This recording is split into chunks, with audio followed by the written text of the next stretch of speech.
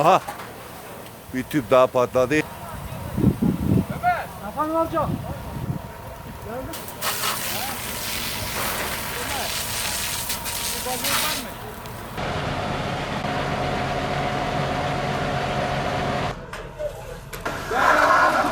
Tüpler var ha orada.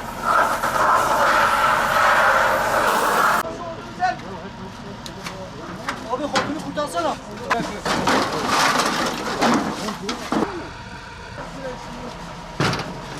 Çek evine.